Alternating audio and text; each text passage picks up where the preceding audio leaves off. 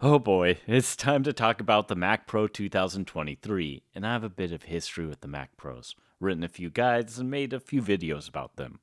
The WWDC Fest was typical, with Apple claiming to care about myopia and mental health, yet introducing a face computer that sits mere inches from your eyeballs to create AR screens that only the user can see, in their own little virtual world. I'd rather discuss the Mac Pro. The Mac Pro was finally pulled into the Apple Silicon era, and it was severely nerfed. Let's talk about the specs. By far the most notable feature is the Mac Pro 2023 has PCIe slots, 6 in total. They are PCIe 4.0, 2 16x slots, and 4 8x slots. That's certainly a healthy amount of bandwidth. But there's one major caveat. Apple did not mention GPU support.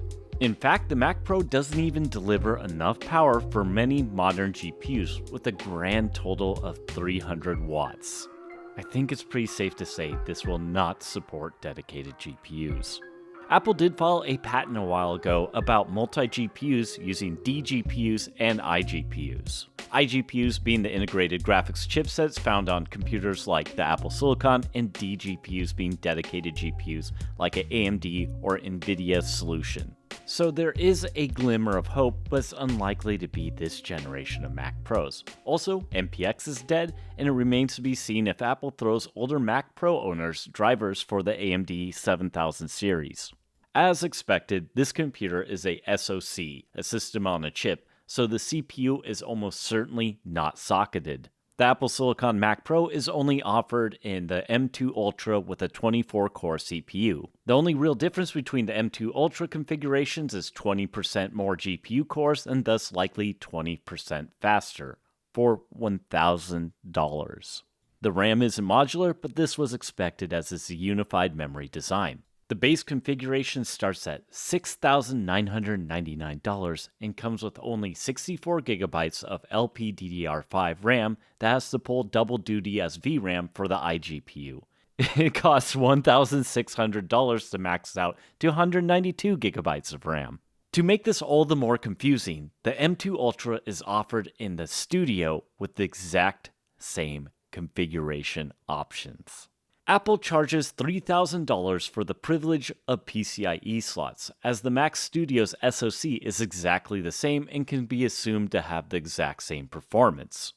You're looking at $9,599 for extremely fast 24-core CPU backed by a GPU that's unlikely to be in the same ballpark as NVIDIA's previous generation of GPUs, let alone the current ones. It does have the crazy quirk of having nearly 192GB of potential VRAM, but again, this has to be split between the GPU and the system itself. As a quick and dirty benchmark for pricing, this would go toe-to-toe price-wise with something like a Puget Systems Threadripper Pro configuration. The key difference between these two computers is the modular design of the Threadripper Pro. This means you can upgrade this computer in the future to 512GB of RAM, or a 64-core CPU, or a much beefier GPU. Just to be explicitly clear, the Mac Pro can do none of these things.